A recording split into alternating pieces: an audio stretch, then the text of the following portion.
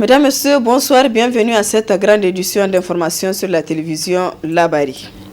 La ville de Tawa va être dotée d'un marché moderne. La cérémonie de la pose de la première pierre a eu lieu ce jour, donc 24 février à Tawa. C'est le président de la République, Issoufou Mahamadou, qui a procédé au lancement des travaux de ce marché d'une valeur de 20 milliards de francs CFA. Au total, c'est 1379 boutiques qui seront construites. Le compte-rendu de nos envoyés spéciaux Nasser Dantofo et Halidou Bouraima. Ce geste traduit une fois de plus l'engagement du président Issoufou Mahamadou de doter les villes nigériennes d'infrastructures modernes. Ainsi, Tawa, la capitale de l'Ader, aura dans un délai de 12 mois un marché moderne qui sera bâti sur une superficie de 3,25 hectares avec une capacité de 1379 boutiques internes et périphériques en R1, le tout sur un coût total de 20 milliards de francs CFA.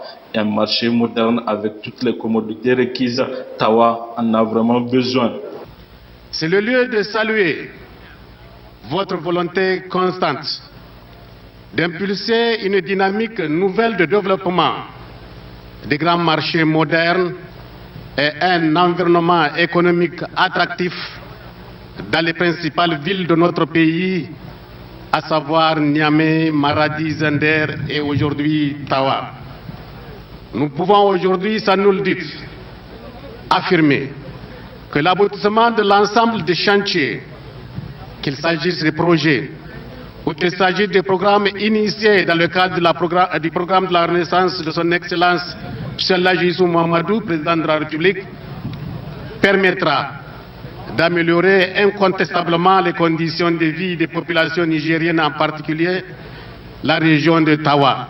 La modernisation des marchés dans les villes, une des composantes du programme de la Renaissance lancé par le président Issoufou Mahamadou il y a de cela 9 ans. Je me réjouis d'avoir présidé aujourd'hui cette cérémonie de pose de la première pierre de modernisation du marché d'Ottawa. Et j'espère que dans un an, nous allons nous retrouver pour inaugurer le marché puisque le chantier est prévu durer 1 an. Et donc je me réjouis de cela. De la même façon que je me réjouis des autres réalisations que nous avons effectuées dans le cadre de ce programme de Renaissance. Ça fait 9 ans qu'on est là-dessus. Ça fait 9 ans, nuit et jour, qu'on essaie de moderniser notre pays, de transformer notre pays. Et je pense qu'on a enregistré beaucoup de réussite. Ce marché qui sera exécuté par l'entreprise Sogea Satom dans un délai de 12 mois contribuera sans nul doute à accroître l'économie de la contrée, mais aussi et surtout l'embellissement de la capitale de l'Ader. Le gouvernement nigérien a sommé tous ceux qui sont concernés par l'audit du ministère de la Défense de rembourser la somme indûment perçue ou surfacturation, sinon ils répondront à la justice. Une décision négativement appréciée par l'acteur de la société civile, Nouharzika, que je vous propose de suivre un extrait avant de le retrouver en partie magazine de cette édition.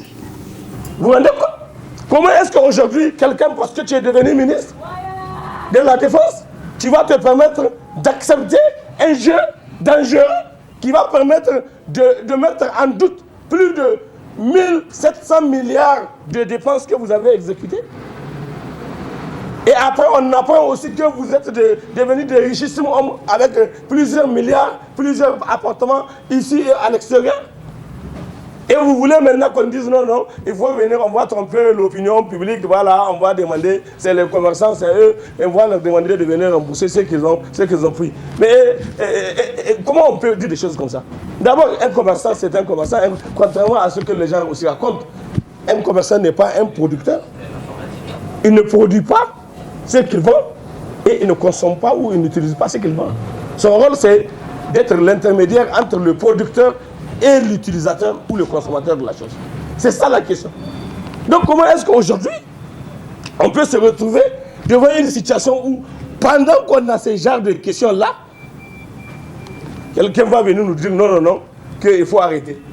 que ce qu'on va prendre, c'est eux, il faut seulement s'en tenir à eux et ça s'arrête là. Non. Donc le ministre, il fait de la diversion. Ça, c'est de la diversion. Et il dit à la fin que le président de la République a décidé ils vont céder à aucune menace. Ils vont continuer leur activité, ils vont continuer leur travail, ils vont continuer, comment on appelle ça, tout le travail jusqu'à la fin. Mais évidemment, ils doivent continuer tout le travail jusqu'à la fin, mais ce n'est pas en décidant de travestir les choses.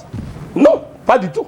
Il faut que les responsables politiques concernés puissent payer pour ceux qui ont été amenés à poser. C'est eux qui ont attribué les marchés. C'est eux qui ont le mandat de la nation. C'est eux qui ont le mandat du peuple. Et l'argent qu'ils ont pris, l'enrichissement illicite dont aujourd'hui ils sont devenus coupables. Je vous ai rappelé les dispositions de l'article 4 alinéa 2.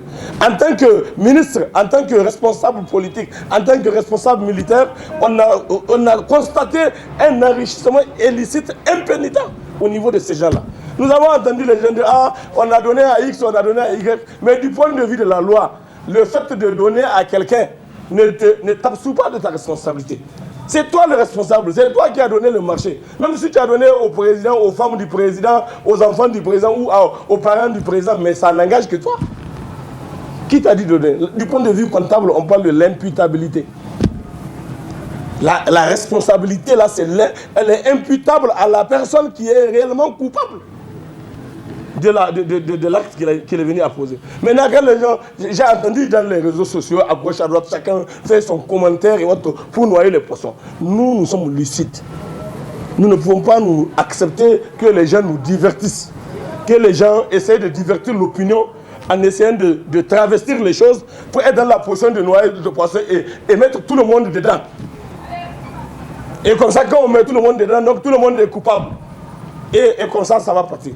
Ça, c'est le premier aspect. Deuxième aspect, mais même si les gens venaient à rembourser ceux qu'ils ont pris, mais les morts, ceux qui sont morts du fait qu'on ne leur a pas donné ce qu'il fallait leur donner au moment où ils devaient aller au fond, ils sont morts. Comment ils vont être réhabilités? Comment ils vont retrouver leur vie? Comment on va faire avec les parents et l'infraction qui a été commise? L'acteur de la société civile, Nuhu Arzika, que vous retrouverez en intégralité à la fin du journal. Également, les citoyens nigériens se sont prononcés par rapport à ce communiqué du gouvernement sur l'audit au ministère de la Défense. On les écoute. Nous voyons que cette décision elle est très banale. L'État vraiment devrait les sanctionner. Il devrait les fermer. Tout celui qui a mangé les biens publics, il doit être arrêté par toutes les dispositions. Oui. Donc par rapport à ça, nous inquiétons si c'est seulement payé. Les gens les vont pour les payer, ils vont se réserver de le gouvernement. Donc vous même de les laisser de ne pas payer. Nous disons même l'État est complice de cette affaire. Si réellement il ne les a pas permis, il est complice de cette affaire. On les ferme, ils payent en même temps. Vous ne pouvez pas détourner le fonds de l'État, vous ne pouvez pas détourner des fonds qui appartiennent aux citoyens nigériens et qu'on dit on ne va pas vous sanctionner sur le plan pénal. Moi, je pense que ceux qui ont détourné le fonds de l'État, si c'est vrai, c'est vrai, ils ont détourné, les gens doivent payer, non seulement payer, mais aussi écoper des sanctions. Les gens doivent être emprisonnés, ils doivent être vraiment sanctionnés sur tous les plans pour que ça serve de leçon aux potentiels détourneurs de fonds. Parce que quand on dit on va juste les sanctionner sur le plan administratif, ils vont rembourser, je suis sûr et je vous assure, ça va encourager d'autres à vouloir aussi détourner. Parce que quand je détourne 1000 milliards, mais je pars, j'investis, 2 mois, 3 mois, on m'interpelle, on me dit de payer, je paye, je garde les bénéfices. Là, je crois que vraiment, on doit essayer et accepter de mettre la politique de côté et vraiment voir l'intérêt général du pays. Il faut que l'État puisse prendre d'autres décisions parce qu'il ne s'agit pas de dire que si une personne détourne de l'argent, elle va seulement rembourser l'argent et la personne va vaquer à ses activités. Non, il faut prendre des précautions et des mesures pénales. Si tu détournes de l'argent, il faut que tu sois interpellé pénalement, pour que ça te serve de leçon et que d'autres qui ont l'intention de le faire puissent savoir ce qu'il attend. Combien de temps de gestion? C'est à la dernière minute qu'on va venir faire sortir un communiqué pour sanctionner ou bien vouloir sanctionner ceux qui ont détourné les fonds. Bon, pour moi, c'est insensé. Ça n'a même pas de sens. Il faut investiguer, voir pourquoi. Ça n'a pas de sens en fait. Donc c'est une bonne idée. Ça va faire en sorte que tous ceux qui sont impliqués dans cette affaire vont quand même payer ce qu'ils ont détourné. Et ça serait, comment est-ce qu'on appelle, et les gens vont aussi avoir une bonne image du gouvernement, voir que le gouvernement s'engage dans ce qu'on appelle l'égalité. Donc je pense que, en tout cas, nous sommes fiers de cette proposition. Nous sommes pour avec le gouvernement.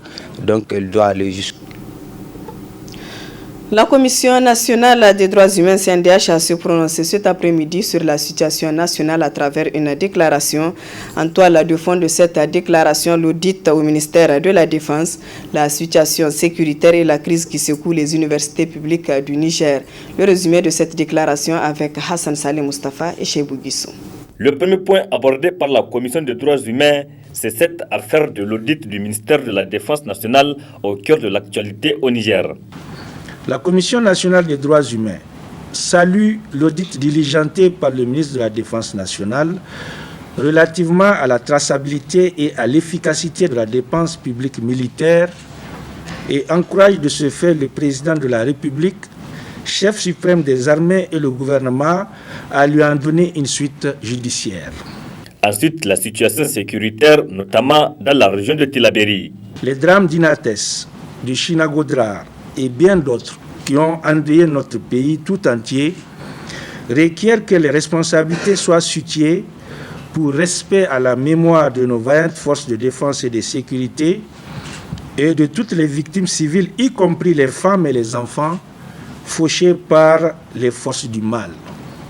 Par ailleurs, la CNDH se félicite des résultats appréciables enregistrés sur le théâtre des opérations par notre pays, suite à la nouvelle forme de collaboration entre nos forces de défense et de sécurité et les forces alliées. La CNDH invite les FDS et les populations civiles à garder constamment les yeux ouverts en restant vigilants. La crise au sein des universités publiques du Niger est également au cœur des préoccupations de la CNDH. À l'issue des négociations, les deux parties avaient convenu de ce qui suit. 1. Continuer à discuter en vue d'une réforme globale du système de gouvernance des universités publiques du Niger. 2. Définir les critères consensuels auxquels doivent répondre les candidats au poste de recteur et de vice-recteur. 3. Mettre en place un comité paritaire de réception et de sélection des candidatures après un appel à candidature et conformément aux critères arrêtés. 4. Être candidat porteur du programme défini par le gouvernement. 5. Faire signer un contrat de performance avec le ministère de l'Enseignement supérieur, de la Recherche et de l'Innovation et les candidats au poste de vice-recteur et de recteur. Mais un protocole d'accord n'a pas pu être signé à cause de désaccords des deux parties sur les points suivants. 1. Soumettre la liste des candidats ou tandems retenus par le comité paritaire au choix de la communauté universitaire. 2. Le gouvernement nomme à sa discrétion les candidats ou les tandems sur la base de la liste proposée après enquête de moralité. Dès lors, le gouvernement avait fait adopter la loi numéro 2019-05 du 6 mai 2019 qui lui donne la possibilité de procéder à la nomination des recteurs et vice-recteurs dans toutes les universités publiques du Niger. Suite au déclenchement du mot d'ordre de grève du 24 février 2020, le SNEX entre dans le deuxième mois de mouvement pour exiger la réhabilitation du mode électif des recteurs et vice-recteurs dans les universités publiques du Niger et le règlement de tous les droits statutaires des enseignants-chercheurs et chercheurs dans les universités publiques du Niger en souffrance. La CNDH tend de nouveau la main au SNEX et à la partie gouvernementale pour renouer avec le dialogue en vue de parvenir à un règlement consensuel de la crise universitaire dont les conséquences sont déjà énormes sur les activités académiques. Dans un point de presse, l'Union des étudiants nigériens à l'université Abdou de Niamey a donné un ultimatum de 5 jours au gouvernement et au SNEX de trouver un terrain d'entente, l'ultimatum qui expire ce vendredi. Sur un tout autre plan, le programme d'appui à la gouvernance démocratique PAGOD à travers le financement de la coopération suisse organise depuis ce matin un atelier de renforcement de capacités en dynamique de groupe et action collective des membres et du personnel à responsabilité de la CENI. Le compte rendu. Les membres et le personnel à responsabilité de la Commission électorale nationale indépendante CENI sont en atelier de renforcement des capacités en dynamique et action collective. C'est une initiative du programme d'appui à la gouvernance démocratique PAGOD sous le financement de la coopération suisse. Un atelier organisé dans le souci d'approfondir les connaissances des participants sur les techniques de communication dans le milieu du travail selon le représentant du PAGOD. Une des formatrices explique. La présente formation qui nous a été demandée d'assurer a pour objectif d'aider les membres de la CENI à repenser leurs techniques de communication en groupe et de voir comment la dynamique de groupe, qui est un processus d'action pour résoudre certaines tensions et améliorer le travail de groupe. Maintenant, spécifiquement, nous allons parler de la communication et de ses techniques. Nous allons parler de la négociation et de ses techniques parce qu'il faut négocier quand quelque chose ne marche pas, on est obligé d'aller. Alors la négociation est une aussi technique de communication. La dynamique de groupe, c'est une action, un mouvement qui doit permettre les membres de la CENI de continuer à communiquer, d'utiliser des communications efficaces pour pouvoir résoudre toute tension qui pourrait leur alléger le travail de groupe. Le représentant de la Commission électorale nationale indépendante CENI, Moussa Ladan, a salué cette initiative du PAGOD avant de demander aux participants d'en tirer profit. Le programme d'appui à la gouvernance démocratique PAGOD est un partenaire privilégié de la CENI. Ce programme a mené plusieurs activités en faveur de la CENI. Aujourd'hui, encore une fois de plus, le PAGOD organise un atelier de renforcement des capacités des membres de la CENI. Cet atelier permettra aux participants de maîtriser la communication et ses techniques, de l'appliquer en situation de travail en groupe, de prendre des décisions cohérentes et harmonieuses et d'apprendre les techniques de négociation et les appliquer à bon escient. J'ose espérer qu'au cours de cet atelier, que les participants s'en approprient des différents outils qui seront dispensés. 48 heures durant, les participants seront outillés en dynamique et action collective leur permettant de mener à bien leur mission à la CENI. L'hôtel Radisson Blu a servi de cadre ce matin à une table ronde de mobilisation des ressources pour le financement du plan stratégique du regroupement des ONG et associations du secteur de la santé Roassen-Niger. C'est le directeur de cabinet du ministère de la Santé publique qui a présidé la cérémonie. Le compte rendu de Nafis Zakou et Aboubakar Souley.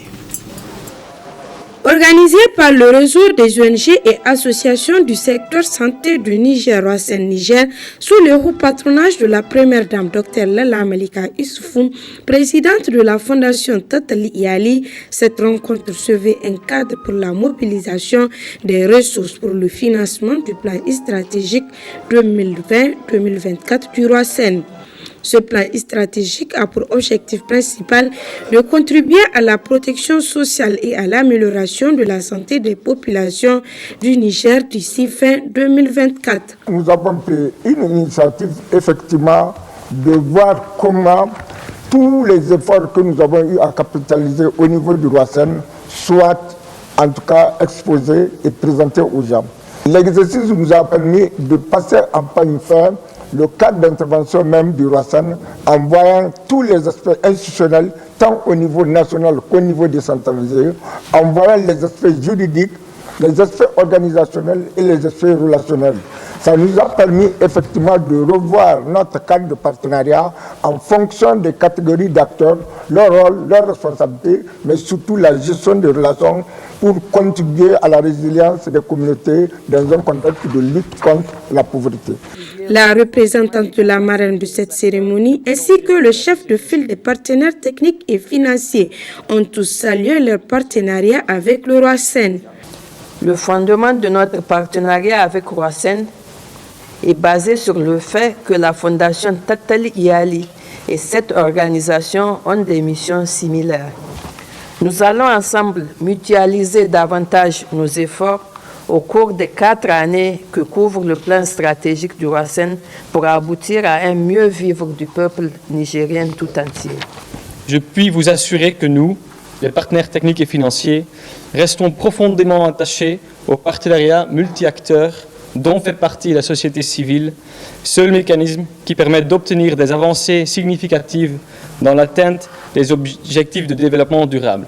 Procédant à l'ouverture de cette table ronde, le directeur du cabinet du ministre de la Santé a accentué son allocution sur le processus d'élaboration de ce plan stratégique 2020-2024 du Roasen. Le plan stratégique 2020-2024 du Roasen a été élaboré et validé en 2019 en collaboration avec les représentants de plusieurs ministères, les partenaires techniques et financiers ainsi que plusieurs acteurs du niveau central et décentralisé. Le processus d'élaboration du plan stratégique 2020-2024 a été participatif, inclusif, sur fond de redevabilité sociale et en lien avec le plan de développement sanitaire 2017-2021.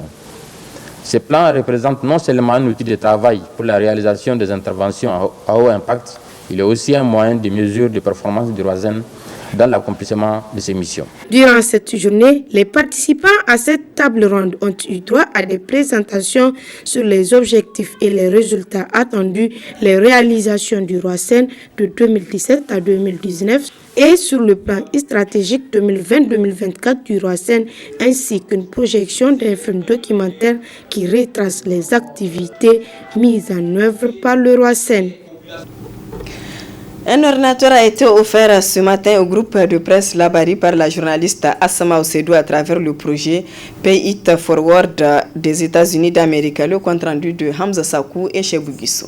C'est à travers le programme Pay It Forward pour le compte des femmes ayant participé au programme sponsorisé par le gouvernement des États-Unis que la consoeur Asma Oseidou vient de mettre à la disposition du groupe de presse Labari un don d'ordinateur. Nous sommes heureux que cette subvention ait financé un équipement indispensable qui permettra aux femmes journalistes de la radio-télévision Labari de mieux accomplir leur travail. L'ambassade des États-Unis s'est engagée à soutenir un journalisme responsable. Nous pensons que le développement d'une presse solide et fiable fait partie de la bonne gouvernance et est un élément essentiel de notre partenariat. Alors que nous travaillons avec nos partenaires nigériens pour promouvoir le développement économique et la sécurité, nous nous concentrons également sur le renforcement des capacités des professionnels de la presse par le biais des formations et d'autres programmes. Œuvrer pour une différence pour la prochaine génération, c'est en ce sens que le Conseil national de la jeunesse nigérienne a rendu possible ce projet. Le projet Pay It Forward est né au Niger en 2018. L'objectif pour l'ambassade des États-Unis d'Amérique au Niger, c'est d'accompagner les jeunes femmes qui ont bénéficié des différents programmes d'échange aux États-Unis, que ce soit le programme YALI, IVLP et bien d'autres programmes, pour qu'à leur retour, elles puissent partager leur expérience avec des jeunes du Niger. C'est ainsi que le projet a été confié au Conseil national de la jeunesse et ce projet est en sa 3e phase. Il vous souviendra que l'année dernière, nous étions ici même dans ce groupe de presse où la bénéficiaire Assamaou avait initié un projet pour doter les journalistes du groupe Labari de dictaphone. Donc ceci étant fait, parce que c'était la 2e phase, l'ambassade a trouvé très pertinent les différents projets qui ont été réalisés par des femmes sur toute l'étendue du territoire. Donc elle a décidé d'accompagner, en tout cas de mettre des ressources pour qu'une troisième phase puisse voir le jour. La journaliste Asmaou Seydou a émerveillement salué et encouragé les partenaires. C'est un grand plaisir pour moi de m'adresser à vous dans le cadre de la remise d'un ordinateur de bureau aux journalistes du groupe de presse Labari. En effet, c'est dans le cadre d'un séminaire aux États-Unis ou visite internationale axée sur le thème Nouveaux médias et engagement civique du programme IVLP 2018 auquel j'ai eu la chance de participer, que le projet Pay It Forward a décidé de m'accompagner à travers des remises de dons. Ce geste ne saurait être possible sans le soutien du projet Pay It Forward, que je remercie d'ailleurs de l'ambassade des États-Unis, dirigée par une équipe dynamique soutenue par l'ambassade des États-Unis, que je salue au passage. Une visite dans les différents services du groupe de presse Labari a mis fin à cette cérémonie. Place à présent à la réaction de l'acteur de la société civile Nour Arzika sur la décision du gouvernement qui demande aux personnes concernées par l'audit du ministère de la Défense nationale de rembourser les sommes indûment perçues. Très bonne réception. Effectivement, nous avons suivi avec beaucoup d'intérêt, mais non sans indignation, les communiqués lus par le porte-parole du gouvernement, attribués au gouvernement et qui prend presque le contre-pied de tout ce qui a pu être dit, parce que le ministre porte-parole du gouvernement, dans son communiqué, a parlé de supputation. Je ne sais pas ce mot-là, si réellement il a sa place là où il l'a placé.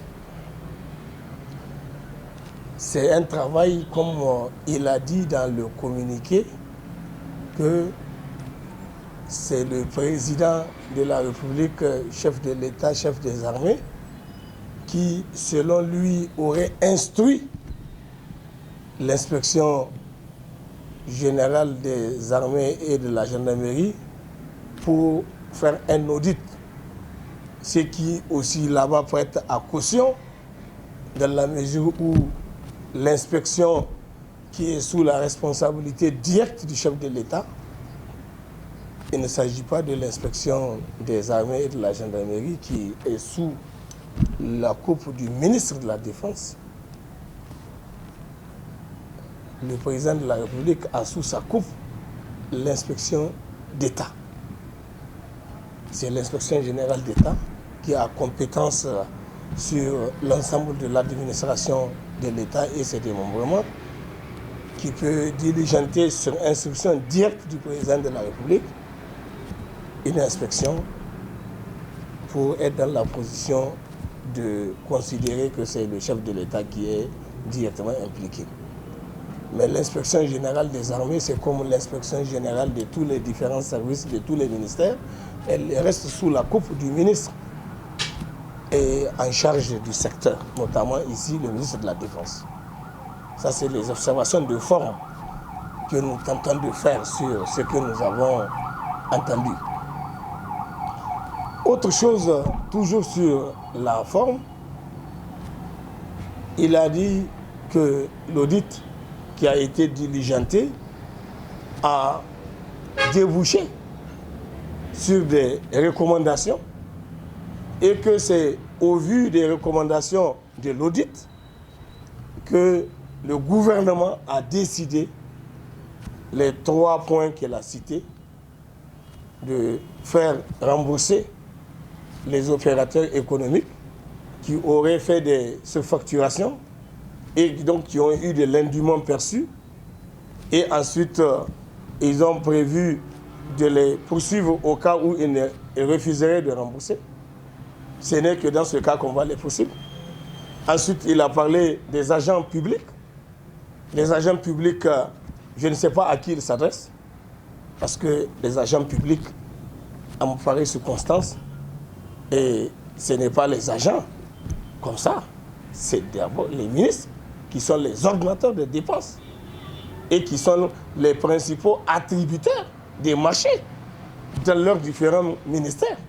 Même si ils ont une commission de marché, il reste que la décision finale revient au ministre. Et c'est le ministre qui prend la décision pour décider d'engager en tant que coordinateur de crédit mis à la disposition de son ministère. C'est lui qui est engagé dans ce cas de figure.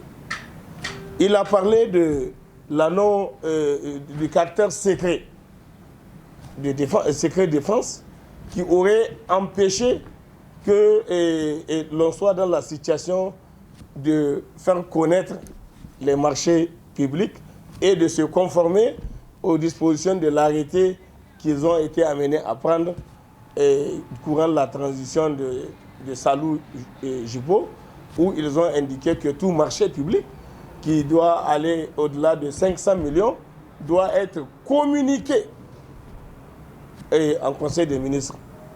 Là aussi, je fais une petite parenthèse pour répondre à ceux qui pensent que c'est le Conseil des ministres qui prend la décision de l'attribution du marché. Non. Le Conseil des ministres est simplement informé qu'au niveau du ministère attributaire du marché, qu'un marché a été donné et que ce marché a un montant de plus de 500 millions. Et voilà celui qui est l'adjudicataire, celui qui a pu bénéficier du marché, et on indique les spécifications. C'est juste une information qu'on donne au Conseil des ministres. Mais ce n'est pas une décision que le Conseil des ministres prend pour donner un marché. Donc ça, c'est pour répondre en même temps à ceux qui pensent que c'est comme ça que ça se fait. Ce n'est pas le Conseil des ministres qui prend la décision. On a responsabilisé presque entièrement le ministre qui est l'ordonnateur principal des dépenses de son ministère liées aux crédits délégués qui sont mis à leur disposition. Maintenant, ce que nous avons aussi entendu qui nous a surpris, c'est justement que le ministre, dans son communiqué, il parle des commerçants qui auraient fait des surfacturations et que c'est sur eux qu'on tente de reposer la responsabilité de ce qui est arrivé et qu'on leur demande, comme c'est des surfacturations, qu'ils ont eu de l'indûment perçu, qu'ils ont eu des marchés et qui n'ont pas exécuté, et que c'est tous ces cas de figure-là qui doivent être normalement concernés, et que c'est les commerçants qui sont à indexer en premier. Non, monsieur. Ça, c'est inadmissible. C'est inacceptable. C'est intolérable. La Constitution est très claire. À son article 4, alinéa 2, dans l'exercice du pouvoir d'État,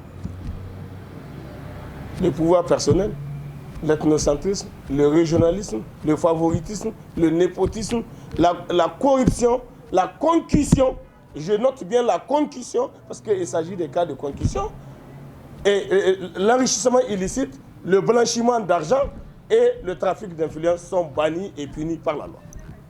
Donc, en pareille circonstance, nous sommes devant des cas de concussion où des ministres en charge du secteur ont décidé d'être les comploteurs en chef pour décider d'attribuer des marchés dans des conditions scabreuses et qui leur ont permis d'avoir de ressources importantes en termes de rétrocommission, en termes d'arrangement de surfacturation et qui ont été constatées, et même en termes de validation des marchés non exécutés.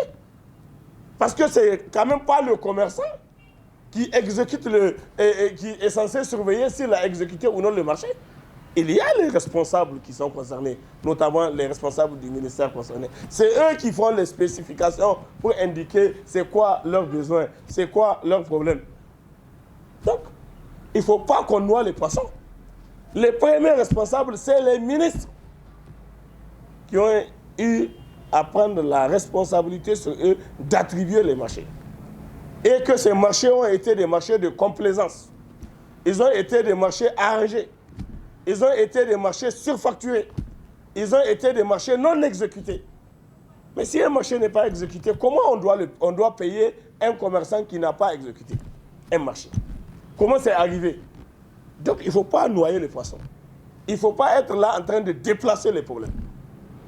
Ici, dans le cas d'espèce, les commerçants ne peuvent être que cités comme complices. S'il y a des choses à faire, on doit chercher d'abord les auteurs. Et les auteurs, ce sont les responsables politiques qui ont eu à gérer et à attribuer les marchés.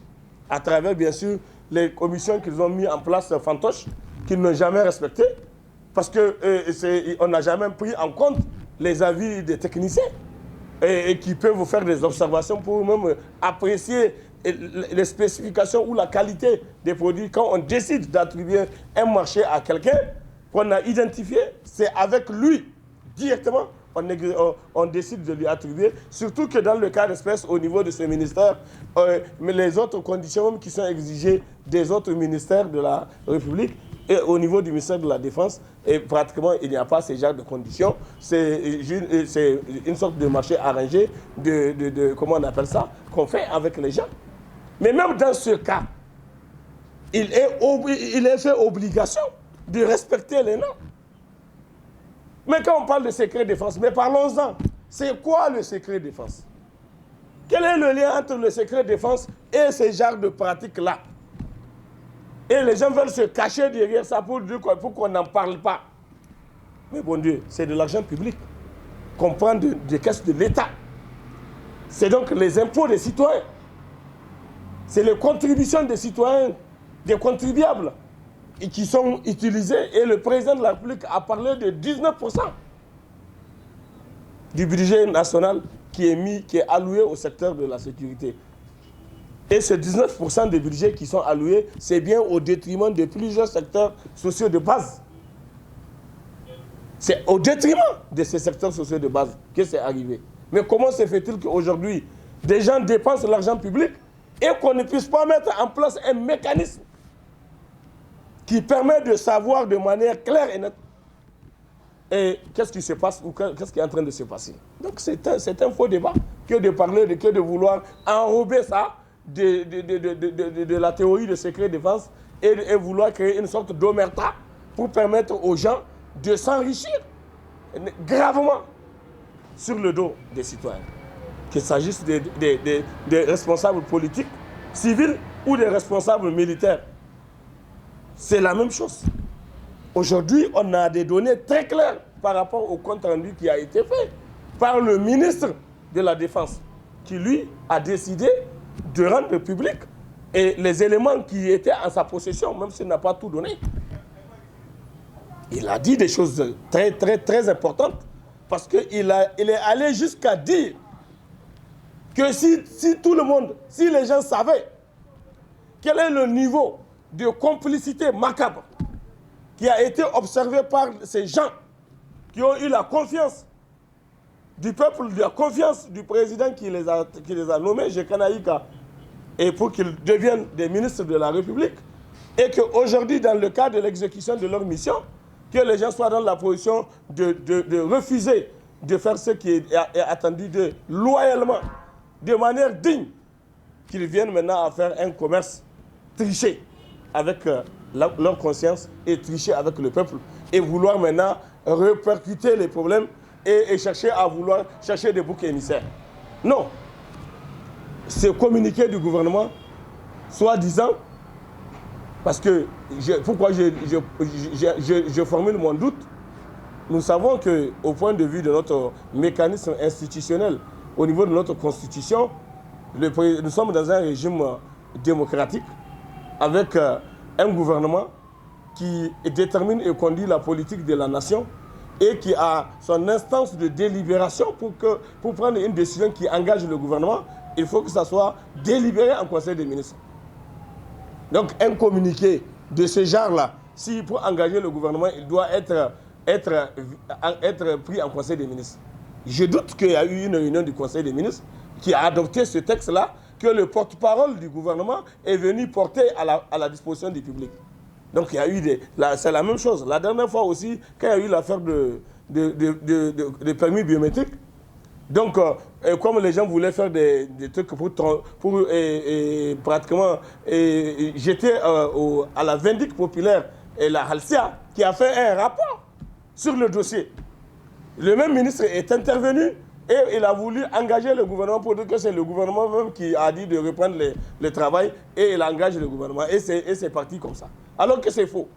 C'est entre eux, ils ont fait leur affaire, ils ont fait leur arrangement parce qu'il y a des histoires de copinage, des histoires de camaraderie, des histoires assez tortueuses qui sont anormales, qu'on ne doit pas normalement, et comment dit-on, observer dans le fonctionnement de l'État. Et c'est ça qui était arrivé. On a vu le ministre, pendant qu'il écrivait son truc, il ne savait même pas qu'il y a eu un rapport de l'ALCEA. Il n'a même pas référé ça. Alors que le rapport de l'ALCEA a même été quelque part rendu public en partie parce que l'ALCEA a fait un point de presse dans lequel elle a dit qu'elle a fait un rapport qu'elle a même déposé devant qui de droit. Aujourd'hui, nous sommes devant une situation où, évidemment, beaucoup de gens sont en train de se demander est-ce que cette affaire-là, ça va connaître une suite ou pas? Est-ce que ça ne sera pas la même chose? Là est la grosse question. Et à travers cette déclaration du ministre, comment on appelle ça, du ministre porte-parole du gouvernement, on commence à avoir des raisons de s'interroger sur le risque qu'il y a à ce qu'il y ait une sorte de contournement de la réalité, parce que vous avez entendu, ils ne parlent que des commerçants. C'est les commerçants qu'on va inviter à rembourser les frais surfacturés ou les travaux non exécutés. Mais qui a validé le marché? Qui a validé les certifications services faits pour que normalement on engage le paiement? Qui a fait tout ça? Est-ce que c'est le commerçant qui engage? Un commerçant, c'est un commerçant, contrairement d'ailleurs à ce que nous avons entendu beaucoup de gens raconter pour vouloir noyer le bébé avec l'eau du bain. Il faut séparer les rôles et les responsabilités. Un commerçant ne se donne pas les marchés, il peut être complice de quelque chose, il ne peut qu'être poursuivi pour complicité, mais pas à titre principal. Pas à titre principal comme on veut le faire croire ici. Et on veut, parce qu'on veut laver certaines personnes, on veut les soustraire, alors que c'est elles qui sont responsables de ce qui est arrivé. Parce que c'est elles qui avaient la responsabilité mandatée d'exécuter les fonctions d'exercer les fonctions qu'ils sont en train d'exercer, au nom desquelles ils ont attribué les marchés en question.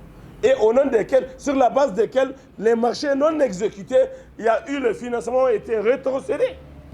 On a entendu certains commerçants même parler. On les a entendu. Parfois, c'est les mêmes gens qui leur demandent d'augmenter les prix. Même quand ils leur font leur propre proposition technique et financière, par rapport à ce qu'on leur demande de livrer, ce sont ces gens-là qui viennent leur demander de revoir le prix à la hausse. Avec l'arrière-idée que ces prix augmentés-là, c'est pour les rétrocéder ça à ces gens-là. Et justement, on a constaté que les gens, effectivement, ont bénéficié de ces rétrocommissions et c'est cela qui a permis aux gens de devenir des milliardaires. Nous avons vu le Premier ministre de la Défense sous le régime de Issoufou. Et comment c'est arrivé? C'est quelqu'un qu'on connaît très bien. On le connaît très très bien. Et on a vu à partir d'un certain moment donné, il a commencé dans la ville de Niamey, ici, là, à faire des tournées et des tantams pour faire des nourrissais. Il a eu l'argent où? Il a eu l'argent où? Vous vous rendez compte? Comment est-ce qu'aujourd'hui, quelqu'un, parce que tu es devenu ministre de la Défense, tu vas te permettre d'accepter un jeu dangereux qui va permettre de mettre en doute plus de 1700 milliards de dépenses que vous avez exécutées? Et après, on apprend aussi que vous êtes devenus des richissimes hommes avec plusieurs milliards, plusieurs appartements ici et à l'extérieur. Et vous voulez maintenant qu'on dise non, non, il faut venir, on va tromper l'opinion publique, voilà, on va demander, c'est les commerçants, c'est eux, et on va leur demander de venir rembourser ce qu'ils ont pris. Mais comment on peut dire des choses comme ça? D'abord, un commerçant, c'est un commerçant, contrairement à ce que les gens aussi racontent. Un commerçant n'est pas un producteur. Il ne produit pas ce qu'il vend et il ne consomme pas ou il n'utilise pas ce qu'il vend. Son rôle, c'est d'être l'intermédiaire entre le producteur et l'utilisateur ou le consommateur de la chose. C'est ça la question. Donc comment est-ce qu'aujourd'hui, on peut se retrouver devant une situation où, pendant qu'on a ce genre de questions-là, quelqu'un va venir nous dire non, non, non, qu'il faut arrêter. que c'est ce qu'on va prendre, c'est eux, il faut seulement s'en tenir à eux et ça s'arrête là. Non. Donc le ministre, il fait de la diversion. Ça, c'est de la diversion.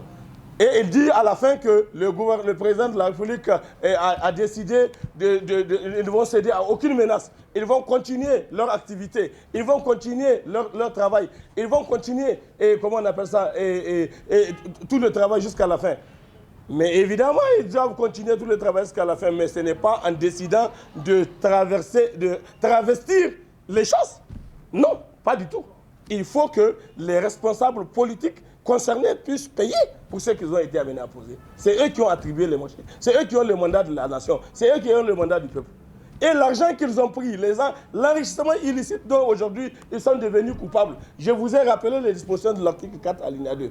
En tant que ministre, en tant que responsable politique, en tant que responsable militaire, on a constaté un enrichissement illicite impénitent au niveau de ces gens-là. Nous avons entendu les gens dire, on a donné à X, on a donné à Y. Mais du point de vue de la loi, le fait de donner à quelqu'un ne t'absout pas de ta responsabilité. C'est toi le responsable, c'est toi qui as donné le marché. Même si tu as donné au président, aux femmes du président, aux enfants du président ou aux parents du président, mais ça n'engage que toi. Qui t'a dit de donner? Du point de vue comptable, on parle de l'imputabilité. La responsabilité, là, elle est imputable à la personne qui est réellement coupable de l'acte qu'il est venu à poser. Maintenant, quand les gens, j'ai entendu dans les réseaux sociaux, à gauche, à droite, chacun fait son commentaire et autres pour noyer les poissons. Nous sommes lucides. Nous ne pouvons pas nous accepter que les gens nous divertissent, que les gens essayent de divertir l'opinion en essayant de travestir les choses pour être dans la position de noyer le poisson et mettre tout le monde dedans. Et comme ça, quand on met tout le monde dedans, donc tout le monde est coupable. Et comme ça, ça va partir. Ça, c'est le premier aspect. Deuxième aspect. Mais même si les gens venaient à rembourser ce qu'ils ont pris, mais les morts, ceux qui sont morts du fait qu'on ne leur a pas donné ce qu'il fallait leur donner au moment où ils devaient aller au fond, ils sont morts. Comment ils vont être réhabilités? Comment ils vont retrouver leur vie? Comment on va faire avec les parents? Et l'infraction qui a été commise? Comment est-ce que tout ça là va être et vous allez vouloir dire aux gens que vous avez créé une sorte de Waqaf et c'est le Waqaf qui vous considérez que Waqaf, c'est ça les gens, vous considérez que les gens ont envie de devenir des veuves et des orphelins pour bénéficier des dons de Waqaf? Non, monsieur, ça c'est inadmissible. Cette réponse du gouvernement devient du porte-parole du gouvernement qui a parlé au nom de soi-disant du gouvernement. En tout cas, elle prête à caution. Et le peuple nigérien, tous ensemble, doit se mobiliser comme un seul homme pour exiger que des sanctions soient faites. Que même si on doit continuer les trucs comme on a dit, voilà, on va faire inspection tous azimuts, on va mobiliser tout le monde de partout et on va essayer de faire les inspections dans tous les niveaux, à tous les niveaux. Mais bon Dieu, on va faire les inspections. Mais d'accord, mais on commence par les dossiers qui sont disponibles. On n'a pas besoin de dire il faut attendre comme on a fait, vous vous rappelez au début de ce régime-là. On a dit on ne va pas interpeller Zakaï, on ne va pas enlever son immunité jusqu'à ce qu'on retrouve des amis à Zakaï qui seraient de l'opposition de l'époque. Et on a dit que les gens ont fait des quoi. Et il a fallu qu'on amène leur dossier pour qu'on dise on va faire la levée de l'immunité ensemble. Une manière de divertir, de distraire les gens au point où jusqu'à présent le dossier là est resté lettre morte. Non. Nous avons dit que nous devons lutter contre l'impunité. Le président a promis qu'il va lutter contre l'impunité. Voilà, le défi est là. Et c'est très clair, on n'a pas besoin de dire qu'il faut attendre tous les dossiers. Ce dossier-là, il faut le traiter. Et si jamais les gens ne veulent pas le traiter, je pense qu'il est de la responsabilité de nous tous les citoyens nigériens, de se mobiliser comme un seul homme pour exiger justice. Justice au peuple nigérien, justice à la nation nigérienne et justice aux victimes de ce comportement-là qui a conduit au résultat que nous avons aujourd'hui. Maintenant que quand le rapport va être définitivement clos et mis à leur disposition, j'ose espérer que la justice nigérienne, qui a déjà arrêté d'autres Nigériens sur la base même des soupçons, d'autres Nigériens aujourd'hui sur la base des soupçons sont en prison depuis 2 ans, 3 ans, 4 ans, 5 ans, sans que rien n'ait pu être fait, alors qu'il y a même la présomption d'innocence. elle n'a pas été respectée pour certains cas. Pourquoi est-ce que pour des gens évidents, tout le monde sait aujourd'hui, il y a qu'à circuler dans la ville de Niamey, vous allez voir ce qui leur est attribuable en termes d'infrastructures, en termes de biens, en termes de patrimoine. Ils ont eu ça où? Ils ont eu ça comment? Mais c'est évident, non? Quelque chose qui est évident, est-ce qu'on a besoin de dessiner? C'est pour ça que nous disons, en ce qui nous concerne, il faut absolument que le président de la République prenne ses responsabilités en refusant de prendre des attitudes négatives qui pourront entraver ce dossier-là. Le ministre Katambe, nous réaffirmons notre félicitation à son engagement, à sa détermination, à sa résolution et à son exposé qu'il a fait, qui a permis à tous les Nigériens d'être au courant de ce qui s'est passé. Nous savons qu'aujourd'hui, ils sont nombreux, les éléments de la camarilla de leur parti, qui ont posé leurs actes, qui pensent qu'ils devaient compter sur la camaraderie pour qu'il y ait une omerta et qu'on n'en parle pas, comme vous avez entendu comment on appelle ça, le gouverneur de Maradi, qui invite même les innocents à se joindre à eux et qui ont tout eu, qui ont tout volé, et pour qu'ensemble ils soient au nom tout simplement du fait qu'ils sont militants du PNDS Taraya. Mais eux, ils ne sont plus militants du PNDS Taraya. Eux là, un militant du PNDS Taraya, il doit rester sur les valeurs originales du PNDS Taraya. Donc ça veut dire que ces gens ont cessé d'être des militants de Taraya. Les militants de Taraya, à l'origine, elle a fait un manifeste. Elle a décliné sa ligne de démarcation pour dire voilà ce qui démarque Taraya, l'esprit Taraya, l'idéologie Taraya, l'idéal Taraya des autres partis. C'est écrit noir sur, comment on appelle ça, noir sur rose. Parce que rose est la couleur choisie au niveau de ces partis. Donc aujourd'hui, ces gens qui ont cessé d'être militants de Taraya, Taraya, ces mouvements, ils ont dit que c'est un parti nigérien pour la démocratie et le socialisme. Donc celui qui ne veut plus même de la démocratie, qui lutte contre la démocratie, qui pose des actes antidémocratiques, qui travaille à travestir la démocratie, il n'est plus militant de Taraya. Il est militant d'autres choses. C'est pour ça que les gens, vous entendez, les gens séparer les militants de Taraya avec les militants de Gouri et les militants d'autres choses. Parce qu'il y a l'origine, le Taraya original avec ses idées et ses idéaux. Et il y a ce que c'est devenu à travers le comportement des gens. Mais ça, en ce moment, ce n'est pas l'idéal Taraya. C'est un autre idéal qui est aujourd'hui coupable et qui mérite d'être sanctionné pour les actes qui ont été amenés. Donc, M. Zakari, il n'a qu'à assumer ce qu'il a fait. Et personne ne sera solidaire de lui par rapport aux actes ignobles qui sont venus à poser dans le cadre de leur gouvernance. S'il sait qu'il a posé des actes, il ne faut pas attendre de vouloir tromper les gens pour dire que le futur régime qui va arriver, il va être, s'il perd le pouvoir, le régime qui va arriver, il va poursuivre tous les militants de Taraya, même les innocents qui n'ont jamais rien eu, qui n'ont jamais rien fait. C'est faux. Aucun justicier ne viendra dans ce pays vouloir rendre justice au peuple nigérien et aux Nigériens et vouloir sanctionner quelqu'un qui n'a rien fait. Et ils ne s'en prendront qu'à ceux qui ont fait quelque chose comme eux. Ceux qui ont profité en trahissant l'idéal, en trahissant les idéaux de départ du parti, en trahissant la confiance du peuple, en trahissant la confiance placée en eux. C'est eux-là qui seront concernés et non tout le monde. Sur quelle base? Donc il faut que ça soit très clair. Aujourd'hui, on voit bien une différence entre eux. Katambe est un membre fondateur de Taraya. Toutes les réunions de la création de Taraya en 1990, pratiquement avant que ça ne soit rendu public, se faisait chez lui. Après, c'est chez d'autres, je n'ai pas besoin de les citer parce qu'ils sont devenus des traîtres. Ils sont devenus des traîtres. Ils ont choisi d'aller courir derrière l'embourgeoisement impénitent. Donc voilà pourquoi nous considérons qu'aujourd'hui, en tant que Nigériens, nous sommes offusqués d'entendre les propos tenus par le ministre porte-parole du gouvernement à travers son communiqué laconique, qui ne veut rien dire, qui est un communiqué de divertissement. Le peuple nigérien attend que parmi les gens-là, qui sont coupables de ces manœuvres, qui ont permis de subtiliser l'argent public, que ces gens-là soient effectivement en situation de répondre. C'est très clair, ça va être comme ça. Et c'est comme ça que la chose doit se passer. Tant que nous n'aurons pas réglé ça de cette façon, alors le pays est exposé. Et on n'a pas besoin qu'à cause du comportement de quelques individus, que le pays soit exposé.